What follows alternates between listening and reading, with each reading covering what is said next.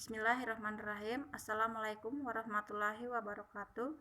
Perkenalkan, nama saya Rasni Indrayani, NIM 2020010104132. Saya dari kelas C, Prodi Pendidikan Guru Madrasah Ibtidaiyah. Baik, di sini saya akan menjelaskan tentang konsep waktu dan sejarah. Bagian A, pengertian kata sejarah atau etimologis. Kata sejarah berasal dari bahasa Arab, yaitu syajarah, yang artinya terjadi.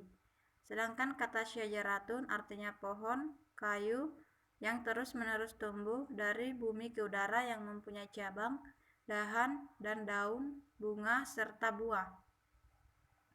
Menurut Muhammad Yamin, di dalam kata sejarah tersirat makna pertumbuhan atau kejadian. Secara etimologis, makna kata sejarah adalah tumbuh, hidup, berkembang, dan bergerak terus-menerus dan akan berjalan terus sepanjang masa. Sejarah dalam arti negatif. Dalam bahasa Yunani, mitos berarti dongeng. Sejarah dan mitos sama-sama bercerita tentang masa lalu. Perbedaannya, mitos menceritakan masa lalu dengan waktu yang tidak jelas dan kejadiannya tidak masuk akal. Orang masa kini sekalipun dipercaya sebagai sungguh-sungguh terjadi di masa lalu.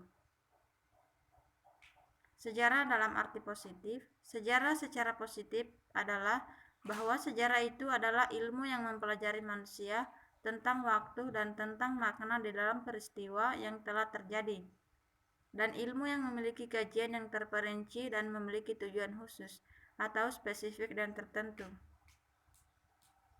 Bagian B, guna sejarah. Guna sejarah terdiri atas dua. Yang pertama, guna intrinsik.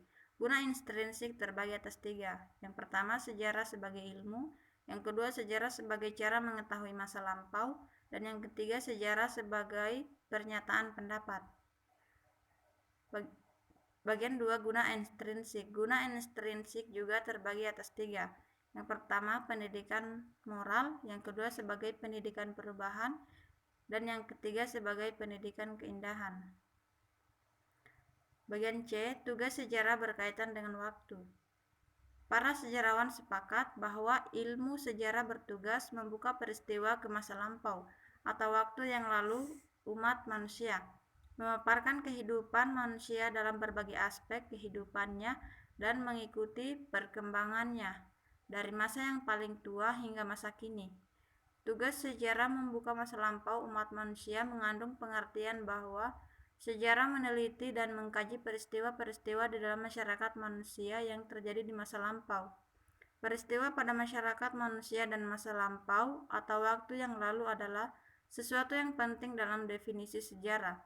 Peristiwa yang tidak memiliki hubungan dengan kehidupan masyarakat manusia pada masa lampau bukanlah suatu peristiwa sejarah. Demikian pula dengan adanya peristiwa yang terjadi di masa sekarang belum menjadi sejarah. Dengan demikian konsep waktu menjadi sangat penting. Yang bagian D, perubahan sosial budaya. Faktor-faktor yang menyebabkan perubahan sosial budaya terbagi atas tiga. Yang pertama, faktor internal. Yang kedua, pertentangan atau konflik dalam masyarakat. Yang ketiga, faktor eksternal. Bagian E, konsep kebudayaan.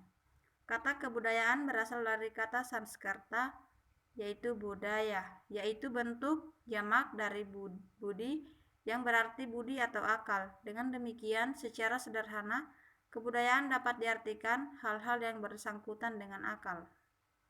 Yang kedua, unsur kebudayaan. Unsur kebudayaan terbagi atas beberapa. Yang pertama, ada bahasa. Yang kedua, sistem perlengkapan dan peralatan hidup manusia. Yang ketiga, sistem mata pencarian hidup atau sistem ekonomi. Yang keempat, sistem kemasyarakatan atau organisasi sosial atau sistem sosial. Yang kelima, sistem pengetahuan. Keenam, sistem religi atau kepercayaan. Dan yang terakhir, sistem kesenian. Bagian 3, wujud kebudayaan. Yang pertama, sistem budaya, sistem sosial, dan berupa kebudayaan fisik. Baik, itu saja yang dapat saya sampaikan mengenai materi dari konsep waktu dan sejarah. Terima kasih. Wassalamualaikum warahmatullahi wabarakatuh.